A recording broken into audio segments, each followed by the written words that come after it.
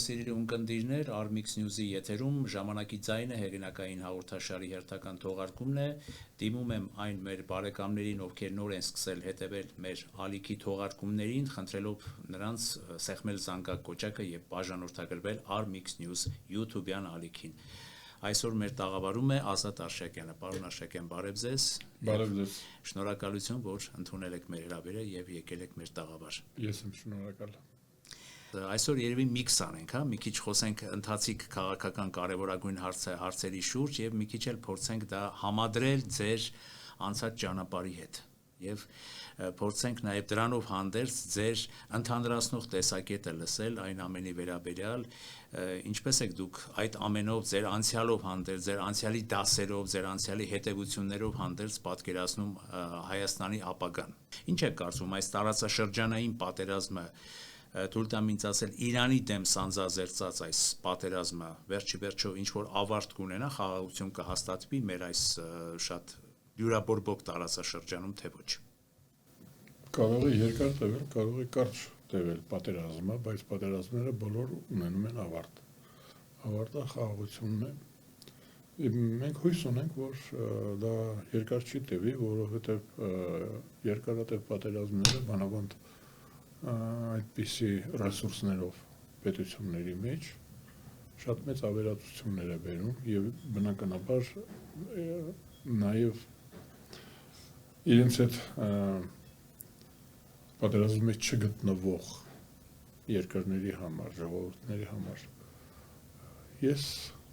կարծում եմ, որ մեր երկրի խնդիրն է, մեր իշխանության խնդիրն է, հասարակության խնդիրն է լինել պատրաստ։ Մենք պետք է բոլոր հնարավոր տարբերակներին պատրաստ լինենք եւ մի տարբերակ էլ ամենավատ տարբերակին միշտ պետք է պատրաստ լինի մեր հասարակությունը, իշխանությունը, ժողովուրդը։ Ամենահասարակ խնդիրն է, որ որոշակի ռեսուրսներ, պահուստային ֆոնդեր ունենանք։ Էներգետիկ, որտեղ դա էներգետիկ պատերազմ է նաեւ։ Պատերազմ է էներգետիկայի համար։ Պատերազմ է ազդեցության համար, ուրեմն ազդեցությունը փոփոխվելու մեզ համար ոչ թե դաշնակից, ոչ թե դրացի, այլ մրցակից երկիր։ Ինչ կարող ենք անել այդ ուղղությամբ, այսինքն ուզենք թե չուզենք, մենք դրանով պետք է զբաղվենք, չուզելով էլ հարկավոր է դրանով զբաղվել։ Ես լսել եմ մեր երկրի վարչապետի խոսքը, որ ասում է, որ մենք պատրաստ ենք մեր հարևան երկրին մարդասիրական օգնություն ցույց տալ։ Իդեպ Ադրբեջանը արդեն ցույց է տվել, միգուցե մենք էլ պիտի մի քիչ առաջ ընկնեինք եւ ավելի շուտ այդ օգնությունը ուղարկենք հաշվի առնելով հայ-իրանական բարիդրացիական ամենաքիչը, այսպես ասեմ, բարիդրացիական հարաբերությունները։ Տեսեք, կներեք Ադրբեջանի եւ Իրանի միջև անգամ փոխհրաձգություններ են տեղի ունենում եւ շատ լուրջ սրացումներ, մենք, չասեմ, չեն կարողանում դրանից օգտվել, երևի թե մեր վիճակն էլ այն վիճակը չի հիմա այս վերջի մանավանդ շրջանում, որ դրանից օգտվենք եւ մեր շահը կորզենք դրական իմաստով, բայց ամեն դեպքում Իրանը մեզ համար կենսական ճանապարհ է Սյունիքով հանդերձ, միգուցե մենք պիտի ավելի այսպես մի քիչ ակտիվ լինենք այդ տարածաշրջանում եւ այդ օգնությունը պիտի ավելի շուտ մենք ուղարկած լինենք։ Ըստ անհրաժեշտության երևի, որտեղ առաջ ընկնելն էլ ճիշտ չի։ Ինչ օգնություն պետք մեր հայրենակիցներին, այսինքն այդպիսի բան հայրենակիցներին։ Ես գիտեմ, որ եվրոպացիները արդեն շնորհակալություն են հայտնել մեզ, որ մեր տարածքով արտահանվել են եվրոպացիները։ Եվ ընդհանրապես մեր դռները բաց են այդ իմաստով։ Հիմա տեսեք ուրիշ խնդիր է առաջանում, մեր երկրի ենթակառուցվածքները պատրաստ են տարհանումների, իսկ զանգվածային լինի, այո, զանգվածային կարող է լինել, որովհետև լավ սցենարով չի գնում։ Պատերազմները լավ ավարտ են ունենում, այսինքն բարդացված տարբերակն է։ Օրինակ ամենաճիշտը այսպես կոչված Վենեսուելայի տարբերակներ, ներքին իշխանափոխություն։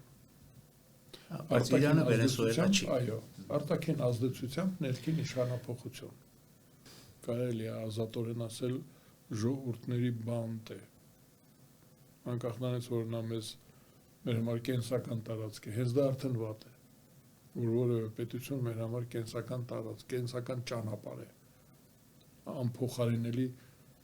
հարևան, այդպես չպետք է լիներ, հայ դա էլ է կարևոր, չպետք է մենք կախվածության մեջ լինենք մեր հարևանի ներքին խնդիրների լուծումից։ Իմ կարծիքով դա մենք չենք ընտրում, չէ՞, շատ դեպքերում։ Ուղղակի այդպես է դասավորվել, Աստված է այնպես կամեցել, կամ այսպես ասենք, որ մենք արդեն ընտրել ենք անգործությունը, ժամանակին մենք ոչինչ չենք արել, որպեսզի Իրանը մեզ հարմար պետություն լիներ։ Այո, դա էլ կա։ Իսկ ով ասեց, որ մենք շատ փոքրիկ ենք, շատ թույլ ենք, շատ անզոր ենք, շատ աննշան ենք, հարկավոր է խաղի մեջ մտնել եւ աշխատացնել հնարամտությունը, մենք այնպես պետք է լինենք, որ մեր կարծիքը հարցնեին, օգտվեին մեր կարծիքից, ասենք առնվազն այդպիսի բաներ պետք է արած լինեինք, չենք արել։ Այ մենք մի տեսակ դարձել էինք բավական երկար ժամանակ, մոտ 200 տարի անվտանգության գաղափարների, ամեն ինչի սպառող, այսպես ակտիվանանք արտաքին քաղաքական դաշտում ավելի ոչ թե այսպես չէ, ինչպես ոմանք կասեին, չէ, ոչ թե մի տեսակ վախվորած, միայն խոսեն քաղաքականության, ներողություն, խաղաղության մասին, այո, խաղաղությունը դա պիտի լինի, դա անբեկանելի է, անառարկելի է, որ ով չի ուզում խաղաղություն, չէ, այսօր Հայաստանի ներքաղաքական դաշտում թե ընդդիմադիրներն են ասում, այո, մենք խաղաղության կողմնակիցներն ենք, թե իշխանականները այո, մենք խաղաղության կողմնակիցներ ենք, բայց արտաքին դաշտում դարձյալ չէ, մենք ձեզ հետ միշտ թեզեր եք, չէ, հրապարակում, եկանք փորձում ենք հրապարակել, դարձյալ եկանք, որ պիտի ակտիվացնել արտաքին քաղաքականությունը, պիտի շատ աշխատել եւ տարբեր ուղղություններով պիտի աշխատել, իսկ ով է մեր ձեռքերը բռնել։ Բայց եթե գերբ ունենք, դրոշ ունենք, չէ, մակում մեր դրոշնա ծածանվում, խոսում ենք անկախությունից, բայց այդ անկախությունը մենք չենք ուզում կապիտալիզացնել։ Անկախություն եւ խաղաղություն, այսինքն խաղաղությունը հետևանք պետք է լինի, հայտնի բանաձևն է, ուզում ես խաղաղություն, ուրեմն պատրաստել պատերազմ։ Ուրեմն մենք պետք է այնքան ճկուն, այ մենք ասենք ոչ թե զգուշավոր, այլ ճկուն պետք է լինենք։ Դրանք տարբեր բաներ են։ Զգուշավորությունը ընդհանրապես դա ճկունության հետ, չէ, ճկուն չլինել լինելու հետ կապ չունի, չէ։ Հենց ճկուն չլինել է նշանակում։ Ճկուն չլինել, այո, այո։ Պետք է ճկուն լինենք ու ես օրինակ պատկերացնում եմ, եթե ես լինեի որոշողը, արտաքին հարաբերությունների նախարարությունը պետք է լիներ սուպեր, գեզ նախարարություն, արտաքին հարաբերությունների հանձնաժողովը ազգային ժողովում պետք է լիներ ամենահեղինակավորը, ընդհանրապես ճիշտը պետաիրավական հանձնաժողովն է, որ պետություն կառավարման համակարգը արդյունավետ կախված է պետաիրավական հանձնաժողովից, բայց ես կարծում եմ այսօր Հայաստանի Հանրապետությունում պետք է ամենահեղինակավոր մարդը լիներ արտաքին գործերի նախարարը եւ արտաքին հարաբերությունների հանձնաժողովի նախագահը, օրակարգում պետք է լիներ ազգային ժողովի քննարկումների, որ հեռարձակվում է, կամ ընդհանրապես պետք է հայտարարեն, որ փակ է հեռարձակում չի լինի, որովհետեւ պետական գաղտնիք է այնտեղ քննարկվելու են հարցերը, որոնք որ պետության անվտանգության հետ են կապված, հակառակորդը չպետք է իմանա։ Մեր մոտ այնպես է, որ հակառակորդի հետ բան են քննարկում, քաղաքացիներից գաղտնի։ Գիտեք, բառնակ ասենք, այդ Մինսկի խմբում բանաձևեր են եղել, պատկերացնում եք, մեր երկրի ղեկավարությունը Ադրբեջանի ղեկավարության հետ հարցեր է քննարկել, մեզանից գաղտնի։ Ասում են 5 հոգի դա պետք է, մենակ կամ 6 հոգի։ Այսինքն 6 հոգի մեր երկրից եւ 6 միլիոն հոգի դրսից, մենք նրանց էինք, չէ, ընդհանրապես նրանց եթերից էինք բերում, ասում եք, գիտեք, նա ասենց ասաց, նա միշտ այսպես է խոսում։ Մեր գալիս էր օրակարգ դրսից, մերոնք ասում էին, չէ, պայմանավորվել ենք ձեզ չասել, ձեզանից գաղտնի, մեղրին պետք է հանձնենք, թե չհանձնենք, բա մենք չիմանանք։ Տեսակ ինչ ճիշտ տեղ ու ցավոտ տեղ բերեցիք, այ նույն խոսեցիք Մինսկի խմբի մասին, մի անգամից իմ գլխում արկայծեց 2019-ի, այ սա էլ է խնդիր, չէ, այ կուզենամ ձեր տեսակետը իմանալ արտաքին դիվանագիտության մասին, օրինակ հիմա եւ վերջին ժամանակահատվածում շատ են խոսում, թե ինչու չհրապարակվեց 2019 թվականի Մինսկի խմբի առաջարկած Արցախյան կարգավորման այդ վերջին այդ կարևորագույն Բարև ձեզ սիրելի ունկնդիրներ, Armix News-ի եթերում ժամանակի ձայնը հերինակային հաղորդաշարի հերթական թողարկումն է։ Դիմում եմ այն մեր բարեկամներին, ովքեր նոր են սկսել հետևել մեր ալիքի թողարկումներին, խնդրելով նրանց սեղմել զանգակոճակը եւ բաժանորդագրվել Armix News YouTube-յան ալիքին։ Այսօր մեր տաղավարում է Ազատ Արշակյանը։ Պարոն Արշակյան, բարև ձեզ։ Բարև ձեզ։ Շնորհակալություն, որ ընդունել եք մեր հրավերը եւ եկել եք մեր տաղավար։ Ես եմ շնորհակալ։ Խաբորում են իշխանություններին, նրանց մեղադրելով, որ այ չենք հրապարակվել։ Արդյոք ըստ ձեզ դա արտաքին քաղաքականության սխալ ուղղորդում չի, որ ժողովրդից, մեր հանրությունից, թող հանրությունը որոշեր, ճիշտ էր այդ կարգավորման տրամաբանությունը թե ոչ, միգուցե հանրակրվե լիներ, դուք ժողովրդավարական չէ, արժեքների կարող եք, հանրակրվեի միջոցով որոշվեր, թե Լավրովի պլանը ընդունելի է ողջ հայության համար Արցախյան հարցը կարգավորելու ճանապարհին թե ոչ, եւ նաեւ քաղաքական շրջանակները մասնակցեին, ակտիվ քննարկում լիներ, հետո նոր որոշում, բայց պարզվում է, որ քողարկվել է այդ ամեն ինչը եւ դրան հաջորդ տարի հետեւել է 44-օրյա չարաբաստիկ պատերազմը։ Ձեր կարծիքը այս մասին։ Հենց նույնիսկ իրենց բացատրությունը հնչեցրած բացատրությունը, որ եթե հասարակությունը իմանար, Հայաստանի Հանրապետության քաղաքացիները եթե իմանային, կարող էր եւ խափանվել այդ բանաձևը, այդ առաջարկությունը անընդունելի էր։ Այո։ Նրանք գիտեին, որ մեզ համար անընդունելի բանաձևեր են առաջարկում, այսինքն Հայաստանի Հանրապետությունը զոհ է Արցախը։ Այս ամեն դեպքում պետք է չէ հրապարակել, թե ոչ։ Ես ինչ եմ ասում, որ փաստորեն մեր դեմ եղել է դավադրություն, ու այդ դավադրությունը գործել է, այսինքն տեղի է ունեցել դավադրությունը, ընդհանրապես պատկերացրեք ինչ երևույթի հետ մենք գործ ունենք։ Մինսկի խումբ կոչվածը երկու մասի է բաժանված, ուրեմն Ռուսաստանը իր ստեղծած իրավիճակով, այո, ինքն է ստեղծել այս վիճակը, Ռուսաստանը դեռևս, ասենք, անցյալ դարի սկզբներին 1921 թվականին Արցախը հանձնել է Ադրբեջանին, բայց ականապատել է, չի դատարկել, օրինակ Նախիջևանի ղարսը դատարկեց,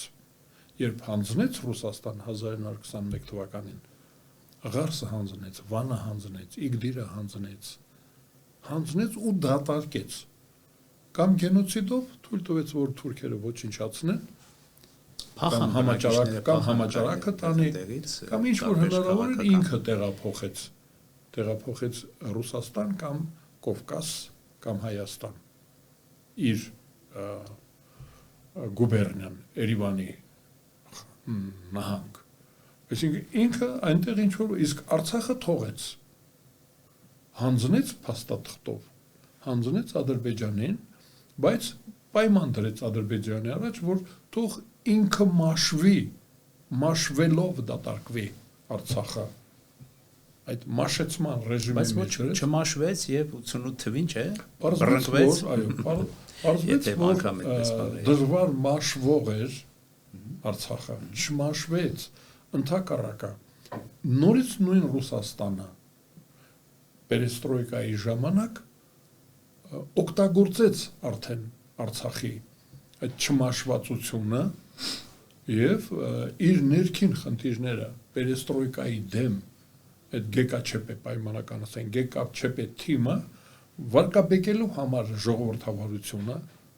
Ուսկարենին պերեստրոյկան գլասնոստը որպեսի վարկաբեկվի հրահրեցին Արցախյան շարժումը Ղարաբաղյան շարժումը հրահրվեց ըստ KGB-ի այսօր գոյություն, այսօր դեռևս ողջ բարձրաստիճան սպաների հայտարարության իրենք հրահրեցին Արցախյան շարժումը,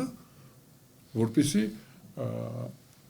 ճիշտ այնպես Ֆերգանայում, Միջին Ասիայում էլ հրահրեցին ուզբեկական, միջինասիական այդ շարժումները, որպեսզի ապակայունացնեն սովետական միությունը եւ սովետական միությունը վերադառնա բռնապետության, հրաժարվի պերեստրոյկայից, հրաժարվի գլասնոստից։ Արդյոք նպատակ կար, եթե այդպես էր, եթե ըստ ձեր ասացի էր, այդ դեպքում ինչու էր Գորբաչովը հրապարակում վերակառուցում այսօր երևի թե մեր զրույցը շատ օրիգինալ է լինելու, որովհետև շատ հետաքրքիր անցումներ են կատարում արդեն։ Այդ դեպքում ինչ պետք է, ինչու էր պետք այդ դեմոկրատական սկզբունքների խնդիրը դնել, դեմոկրատիա, վերակառուցում, հետո նաև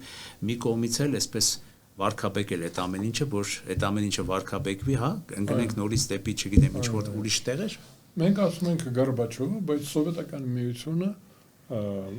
ձախողված ծրագրի առաջ էր կանգնած։ Ձախողվել էր կոմունիզմի գաղափարը։ Չէր ստացվել կոմունիզմը։ Ուրեմն բարեփոխման կարիք էր զգում Ռուսաստանը։ Կառավարման համակարգը պետք է փոխվեր, դա անհետեցություն էր։ Բոլորը հասկանում էին։ Միայն թեկուզ տեխնոլոգիաների մուտքը Ռուսաստան, սովետական միություն, արդեն հիմնական ճյուղերը, հիմնական զսպիչ գործիքները թույլատրել էր, քայքայել էր, ասենք փոխադրամիջոցների ազատությունը, հետո հիշենք, որ ոչ միայն ներքին խնդիրները կային, կար նաև արտաքին ճնշումը։ Մրցակիցը, սառը պատերազմն էր դա, այսինքն մրցակից երկու ռեժիմներ կային, կապիտալիզմը եւ սոցիալիզմը, այդպես ասենք, կամ ուրիշ ձևով համաշխարհային նշանակության երկու ուժեր պայքարում էին։ Այդ պայքարի մեջ սովետական միությունը պարտվեց։ Ես ձեզ կարող եմ ասել Գոսդումայի հայտարարությունները, որ պաշտպանության նախարարը հայտարարություն արեց այն ժամանակ 89 թվականին, ասեց, որ սովետական բանակի սպառազինությունը ընդամենը 12%-ն է արդիական։ Ամերիկան բանակի, ՆԱՏՕ-ի բանակի սպառազինությունը ճիշտ հակառակը։ Գրեթե 90% ժամանակակից է արդիական է։ Այսինքն դա պաշտպանության շապաշնիկովն էր, ով էր հայտարարած, ասեց, որ դուք հասկանում եք, որ եթե մենք հիմա բախվենք, չդավաճանենք, այսինքն եթե մենք համառենք, ՆԱՏՕ-ն 15 րոպեում Մոսկվան մոխիր է դարձնելու այդ Պերշինգները, մինչև մենք, ըստ իր հայտարարության, մինչև մենք այդ կոճակը սեղմենք, այդ կոճակը սեղմողը մոխիր դարձած կլինի, որովհետև նրանց զենքի տեսակները, ՆԱՏՕ-ի զենքի տեսակները, նրանց հնարավորությունները, ասենք 8-9 անգամ գերազանցում են մեր ունեցածից։ Այդպիսի օրինակ Գոսդումայում ուղիղ եթեր էր գնում, ասեց, որ մենք չենք կարող մրցել ՆԱՏՕ-ի հետ, մրցակից չենք։ Դա է պատճառը, որ համաձայնվել ենք եւ այլն։ Այսինքն դավաճան նկատի ունեք պերեստրոյկային են համաձայնվել։ Հա, պերեստրոյկան անում են, գալով դա ձեր կարծիքի, հա, Բերլինից մեր զորքերը հանում են։ Այսինքն դա կապված էր այն բանով, այն մտավախությամբ, որ եթե այսպես շարունակվի, մենք տանուլ ենք տալու այդ սառը պատերազմը։ Եթե պատերազմ լինի, մենք ոչնչանալու ենք, մենք պարտվելու ենք։ Դրա համար հետ ենք քաշվում։ Մեզ արժանապատիվ պարտություն են առաջարկում։ Էդվարդ Շևարդնաձեի Բերլինյան պատի քանդելը դրա հետևանքն էր, ասած քանդվում է պատը։ Կարելի է դե արժանապատվորեն քանդել եւ հանձնվել, կարող է եւ ոչնչանալ։ Ես հիմա չեմ ուզում խորանալ այդ ռազմական բաների մեջ, որ ասենք քանի րոպեում որը կգար ինչ հետևանքներ կունենար, արդյոք հրամանատարությունը պետք է ոչնչացվի, թե չէ, օրինակ որ հիմա անում են Իրանում։ Պայմանավորվածություն կա սառը պատերազմի մեջ կային նաև պայմանավորվածություններ։ Ճիշտ այնպես, ինչպես երկրորդ համաշխարհային պատերազմի ժամանակ կենսաբանական եւ քիմիական զենք չի օգտագործվել։ Այդ խայտարակ, ահավոր անմարտկային պատերազմի ժամանակ բոլոր կողմերը ունեցել են կռվող կողմերը կենսաբանական եւ քիմիական զենք, բայց չեն օգտագործել։ Հատկապես գերմանացիները, չէ՞, շատ ունեին, չօգտագործեցին։ Մի լաբորատորիա ունեն։ Չօգտագործեցին։ Սովետական միության դեմ չօգտագործեցին, Ամերիկայի դեմ, Եվրոպայում չօգտագործեցին, ունեին։ Այսինքն կան բաներ, որ նույնիսկ ողերիմ թշնամիները պայմանավորվում են։ Այդպիսի պայմանավորվածություն կար, որ Սովետական միության իշխանության, այսինքն Կրեմլը պայմանական ասենք, դա չպետք է խոցվի, որպեսզի դրա հետ կապիտուլյացիայի պայմանագիրը կնքեն։ Դուք գիտեք, Հիտլերի բունկերն էլ չէին ռմբակոծում 45 թվականին, որպեսզի կապիտուլյացիա ստորագրվի։ որտեղ 4-5 միլիոն զինվորական շարունակում է հրամանին երթմանը մնալ հավատարիմ, կռվում էին։ Ստիպում էին Հիտլերին, ասում էին ստորագրի կապիտուլյացիան փրկենք, 4 միլիոն գերմանացի տղամարդ ենք փրկելու։ ಅದրամար Դենիցը այդ ովքեր որ ստորագրեցին, Կեյտելը որ ստորագրեց, նա ասեց գերմանացի ժողովրդին 4 միլիոն տղամարդ եմ նվիրում։ Իրավունք չուներ ստորագրելու, բայց ասեց նվիրում եմ։ Նրանք կռվում են մինչև վերջ։ Բանակը կռվում է մինչև վերջ։ Ուզում ասել, որ այստեղ էլ ասում են, որ ուրեմն թողնենք Կրեմլի ղեկավարներին, որ ստորագրեն, իսկ Ռոնալդ Ռեյգանը ասեց, որ նրանք ով են, որ դրանց այդ չարիքի կենտրոնը թողնենք, ոչ, Կրեմլը պետք է ռմբակոծվի։ 5 րոպե պետք է տևի, ասում են դե 5 րոպեն քիչ է, 10-15 րոպե տևում, ասեց իսկ ռուսները քանի րոպե, ասեցին 2 ժամում է նրանց հրթիռը թռնում։ Պետք է լիցքավորել, հատուկ լիցք պետք է լինի եւ այլն, բարդ բաներ կան, այսինքն չեն հասցնում։ Ու հանձնվեց սովետական միությունը, հանձնվեց, կոչվում է դա Փարիզյան խարտիա։ 1990 թվականի նոյեմբերի 23-ին Գորբաչովն ու Շևարդնաձեն մի կողմից այնտեղից էլ, ասենք, չգիտեմ ով, ստորագրեցին կապիտուլյացիայի պայմանները։ Պայմանների մեջ մտնում էր 14 հանրապետություններից սովետական միությունը հանում է իր զորքը։ Երկրորդը 91 թվականի հաջորդ տարվա մի քանի ամիս հետո մարտի 15-ն էր ինչներ մարտին հայտարարվում է նոր վերամիավորման ծրագիր, սովետական միությունը պետք է վերամիավորվի։ Դրանք ես ասում եմ փաստաթղթերը, որոնք որ կան հրապարակված, հայտարարված են, որ ովքեր որ ուզում են կվերամիավորվեն մարտ ամսին, կվերականգնվի սովետական միությունը, բայց արդեն նոր կոնֆեդերացիայի, այսինքն համադաշնության կարգավիճակում, իսկապես կամավորության սկզբունքով, ոչ թե Կարմիր բանակի սվինների վրա, այլ հանրաքվե կանցկացնեն եւ կմիավորվեն։ Ուրեմն 9 պետություն սովետական միության 9 հանրապետություններ, Ուկրաինան, Բելոռուսը, Միջին Ասիայի պետությունները, ուրեմն Հայաստանը, Վրաստանը եւ Մոլդովան չմասնակցեցին այդ վերամիավորման հանրաքվեին։ 3 Բալթյան հանրապետություններ ասեցին, որ մենք դեռևս 1940 թվականին Ռիբենտրոպ-Մոլոտով պակտի հիման վրա օկուպացված տարածք ենք, միավորված ազգերի կազմակերպության կողմից, աշխարհի կողմից չճանաչված օկուպացիան, չի ճանաչվել։ Մենք ուղղակի գնում ենք առանց հրաժեշտ տալու։ Մենք այս 3 պետություններս, Մոլդավան, Վրաստանը եւ Հայաստանը, ասացինք, որ մենք կանցկացնենք օրենքով սահմանված կարգով։ Սովետական միությունը այդպիսի օրենք ուներ։ Ինչ պիտի անել այսօր, եթե այսպես մեր ունկնդիրներին փորձենք այսպես թիրախային, պարոն Արշակյան, կետերով շարադրել, դուք շարադրեք ձեր տեսակետները։ Հայաստանը ինչ պիտի անի այսօր, որ չենթարկվի տարատեսակ հարվածների, վտանգների, սպառնալիքների եւ կարողանանք մենք մեր նավը ցավոք սրտի պատմական ոչ բարենպաստ զարգացումների հետևանքով փոքրացած մեր նավը անարգել եւ անխոչնդոտ տանել դեպի մի որևէ հանգիստ նավահանգիստ ապահով զգան իրենց։ Հիմա ես կներեք թե ներքին թե արտաքին քաղաքականության իմաստը մեր նոմենկլատուրայի քաղաքական իշխանության նոմենկլատուրա հատուկ եմ օգտագործում, բռնապետությանը հատուկ անպատրաստ էր դրան։ Մեզ այդ փոխանակ հրավիրեին, զրուցեին, պարզեին ինչի ենք ասում եւ այլը, փակեցին ու ուղարկեցին Սիբիր։ 1988, 87, 88, 89 թվական, ես ասեմ նույնիսկ 85 թվականից, երբ որ պերիստրոյկան սկսեց, պարզվեց որ սովետական Հայաստանի քաղաքական վերնախավը նոմենկլատուրան պատրաստ չի։ Տեսեք, Ուկրաինայում, Ռուսաստանում, Միջին Ասիայի բոլոր պետություններում, Վրաստանում եւ Ադրբեջանում սովետական նոմենկլատուրան պատրաստ էր անկախ պետությունը կառավարելու։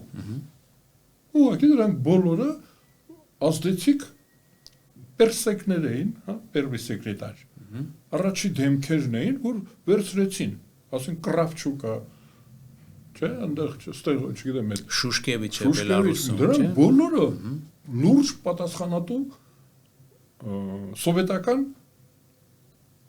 ղեկավարներ էին, այսինքն նրանք պատրաստ էին իրենց երկիրը պերեստրոյկայից հետո արդեն անկախ պետություն որպես ղեկավարելու, մեր մոտ պարզվեց, որ ոչ ոք չկա, մեր նոմենկլատուրան, քաղաքական վերնախավեն ցեկան, և առաջի քարտուղարները իրար հաջորդող, նրանք պատրաստ չէին, չգիտեին ինչ պետք է անեն, այս հիմա վերադառնամ մեր օրերին, դրանք ասենք համալսարանից, մատենադարանից, տարբեր տեղերից գիտնականներ մտավորակ 60 հոգի մտավորականներ գերագույն սովետը անկախ Հայաստանի և դուրս պրծուկներ բազմաթիվ եկան և Հայաստանը վերցրեցին սովետական իշխանությունից պատկերացնում եք նոմենկլատուրան մնաց 10-րդ շարքում չկար հիմա ես այդ օրինակն եմ բերում թե մեր հասարակությունը ինչքան անպատրաստ էր անկախությանը, պերեստրոյկային, գլասնոստին, անպատրաստ էին։ Հիմա նորից այդ հարցը կա։ Հայաստանը նորից է անկախանում։ Այս անգամ նույնպես Ռուսաստանը հեռանում է։ Ռուսաստանը մեզ հանձնել է։ Վստահ եք, որ հեռանում է, պարոն։ Հանձնել է, ես վստահ չեմ, ուղղակի կարող եմ ձեզ ասել, կարդացեք Վլադիմիր Պուտինի շնորհավորական հեռագիրը Դոնալդ Տրամպին Մեղրիի այդ տրիպ կոչվածի ստորագրման կապակցությամբ։ Բայց հիմա տրիպը ասում են, որ այս իրադարձությունների բերումով չի լինելու։ Ինչ կարծիք եք։ Տեսեք, ես ասում եմ, Վլադիմիր Պուտինը առաջարկեց նոյեմբերի 9-ի հաշտության պայմանագիր Հայաստանին և Ադրբեջանին։ Առաջարկեց 9 կետից բաղկացած 9 կետն էլ խախտվեց։ Այսինքն ոչ մենք ենք համաձայն, մենք չնայած ասում ենք այո։ Գիտենք, որ Հայաստանը կորցնում է ինքնիշխանությունը և տարածքներ։ Կարգավիճակ է կորցնում հայկական պետությունը։ Եթե վասալական էր այդ ժամանակ, եթե գուբերնիա էր, հիմա դառնում է օբլաստ Հայաստանը նոյեմբերի 9-ի պայմանագրով, որտեղ մյուս կետերը Արցախը դատարկվել էր արդեն, Արցախը դատարկվել էր, օկուպացված տարածքներ կային, ում այդ մեծ հատվածը, ռազմավարական կասենք, կամ էլ անպետք հատվածը, ոնց ուզում եք ասեք, Մեղրին էլ մեզանից վերցնում էին, բայց ասում են իրենք ընդդիմադիրները դա չէին վերցնում, ճանապարհ էին ընդամենը տալիս, փաստաթղթով նաև կապելով Արցախը, Արցախի դեր հայկական մնացած հատվածը։ Մենք ասում ենք, թե ինչա տեղի ունեցել, հասել ենք 8 կետ արդեն չի կատարվել, 9 կետից 8-ը չի կատարվել, չկա։ Այդ 9-րդ կետն էլ մեզ է մեղադրում, որ եթե մնա իշխանություններին Հայաստանում։ Եթե 9-րդ կետը մնում է, նշանակում է Հայաստանը գուբերնիայից դառնում է օբլաստ, որտեղ գրած է, որ այդ թղթի մեջ գրած է 9-րդ կետում, որ Մեղրիի հատվածը պատասխանատուն Հայաստանի Հանրապետության իշխանությունը Մեղրիի հատվածը պատ է շարվելու նույնիսկ պատ է շարվելու, ոչ թե փշալար, այլ պատ, կտրում են մեզանից, վերցնում են, դա արդեն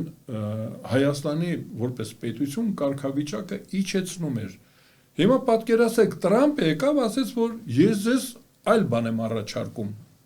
նախ Ռուսաստանին, որ սենց բան են անում, հեռու գնա, դու ձախողվել ես, հեռու գնա,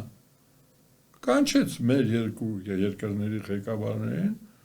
տեսախցիկների առաջ ասեց ստորագրեք, ես ձեզ բան եմ առաջարկում, պարտադրեց և մեզ, և Ադրբեջանին, ասեց, այն ինչ որ ասել է ձեզ Իվանը, չի լինելու, ձյաձյա սեմն է հիմա, ես ասում եմ, սա է ձերը, նկարվեք, ցույց տվեք, նկարվեք աշխարհը թող տեսնի, որ ես ձեզ ստիպում եմ, ստորագրեք, այսինքն Հայաստանի կարգավիճակը փոխվեց, Ռուսաստանը շնորհավորեց Տրամպին, ասեց ես ձախողվեցի, նոյեմբերի 9-ի փոխարեն դու ես 30 տարի մենք ռուսներս 30 տարի չարչարվել ենք, չի ասում 300 տարի, 30 տարի ասում, չարչարվել ենք, չէր ստացվել հաշտեցնել, կոմոդ դա ստացվեց։ Ես ուզում եմ ասել նրանք ովքեր որ կասկածում են, համերաշխական բան է, կետ բան է, Թրամփի ուղին, եթե Ռուսաստանի եւ Ամերիկայի մի կարելի է դա դրանից ենթադրել մի բան, որ Թրամփն ու Պուտինը համերաշխ են այդ հարցում, բայց մի կողմից էլ ասում են, որ տեսեք, այս իրանական զարգացումների հետ կապված Թրամփի ուղին չի իրականանալու, գոնե մի շատ երկար ժամանակ։ Ինչ չափով որ Ամերիկայի շահերին համապատասխանում էր, դա արդեն իրականացել է։ Ինքը դարձել է Հայաստանի Հովանավոր թե տեր, դա էլ կուզենամ իմանամ, հովանավոր։ Նրանք ճանաչում են ազգերի ինքնորոշման իրավունքը, որովհետև իրենք հենց այդպես են ստեղծել իրենց պետությունը։ Հռչակագրի անկախության հռչակագրի հավատանք դրան։ Տողը, ըստ ձեզ հավատանք դրան։ Չէ, ինքը դա իր գործառույթն է։ Այո։ Ամերիկայի Միացյալ Նահանգների գոյության պայմանը եւ նպատակը ֆրագմենտացիան է աշխարհի։ Ամերիկայի Միացյալ Նահանգների անկախությունից առաջ գոյություն ուներ աշխարհում 6 պետություն, 10 չէ, 6։ Ամերիկայի Միացյալ Նահանգները դարձան 7-րդը։ Եվ իրենց դրոշի վրա գրեցին աշխարհը պետք է բաժանվի։ Ոչ թե բաժանվի այն բաժանումով, որ հետո Վիեննայում արեցին այդ սրբազան դաշինքը, այլ յուրաքանչյուր ժողովուրդ սեփական պետությունը ունենալու իրավունք ունի։ Հիմա արդեն 200 պետություն։ Բոլոր ողբացողները, Ամերիկային հայհոյողները,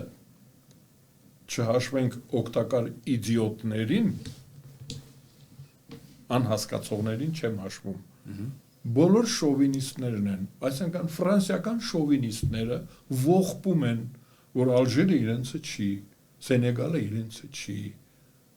որտեղ ամերիկացիները տնտեսապես քայքայեցին իմպերիաները։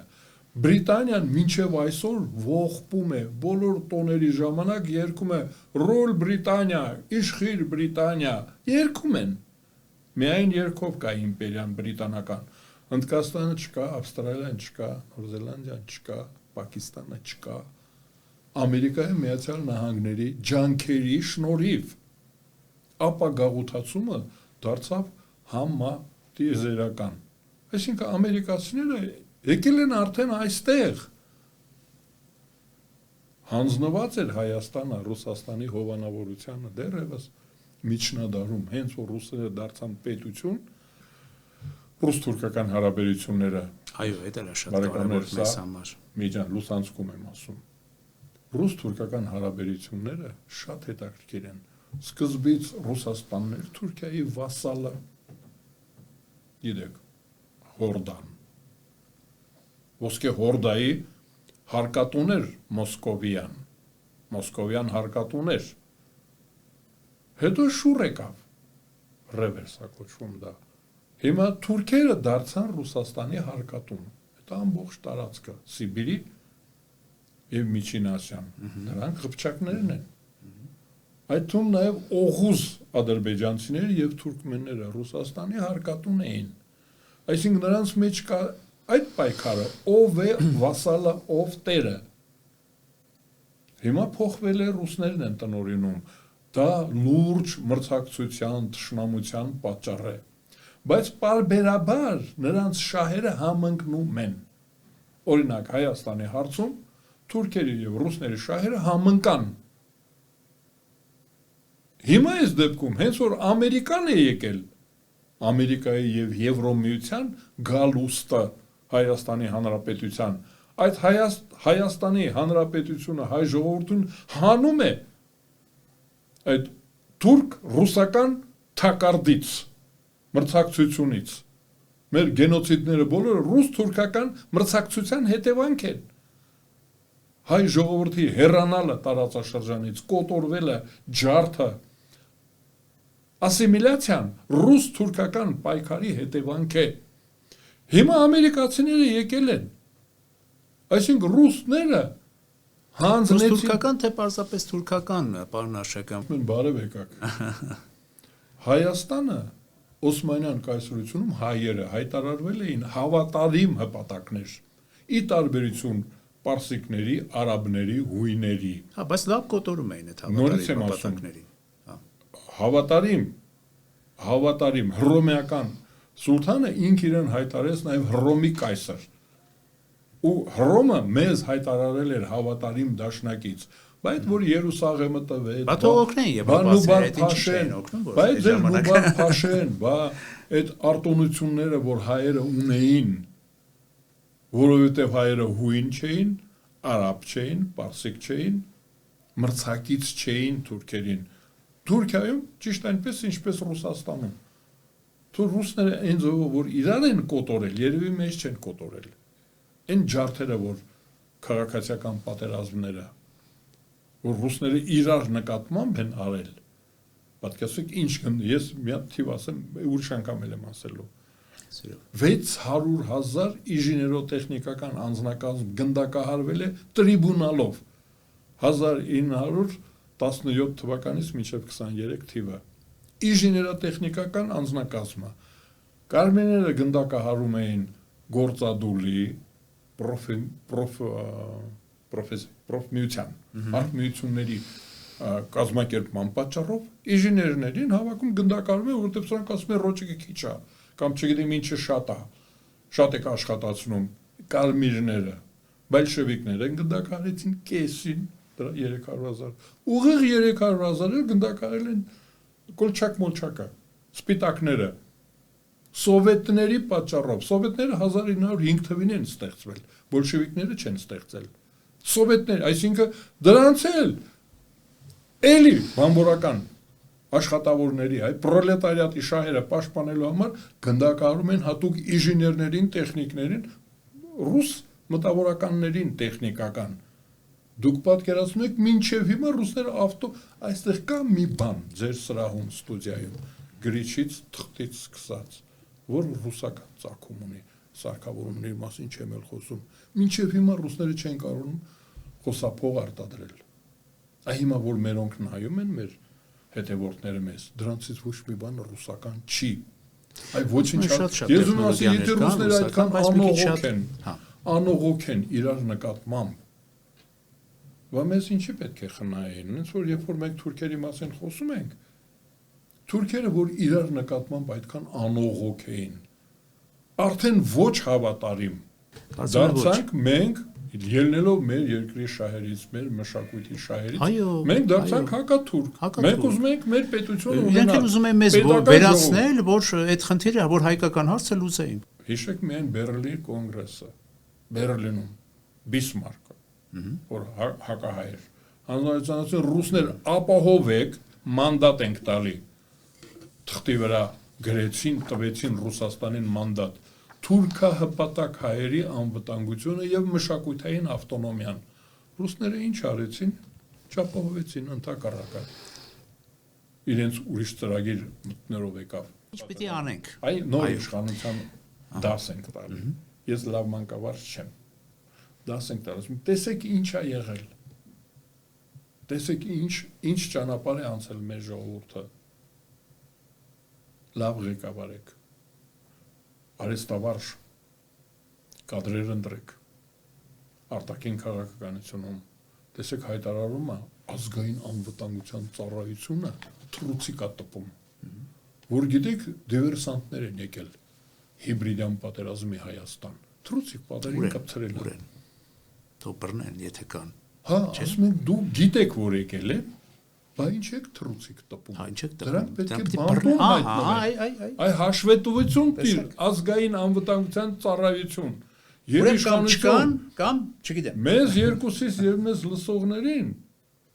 որովհետեւ մենք ապահով զգանք մեզ, չարտագաղթենք, եկել են, հիմա կպայթացնեն, կսպանեն, կփոխեն։ Դեսանտա, չէ, իջել, շնորհակալ դեսանտ, պարաշուտներով իջել են, չէ, օթապարիկներով, դրա մասին միայն գրում են, ասենք որ 30-40 տող Մի 800 դեսանտային են իջել, ուղղակի մենք մեր ԱԱՑ-ը միայն գրում է, որ 800 դեսանտային է իջել, որ իջել են, ժողովուրդ իմացեք, բայց թե ինչ են անում, ինքը չգիտի, որ իր գործը դրանց բռնելն է։ Ողոքում ենք, ասում եք բռնեք։ Հա, բռնեք։ Բայց ձեր գործը դա է, որ մենք հանգիստ մեր գործը անենք։ Հարկերը տալիս ենք, չէ։ Այ դա է, ես դա բերում եմ որպես նմուշ արհեստավարժության բացակայության։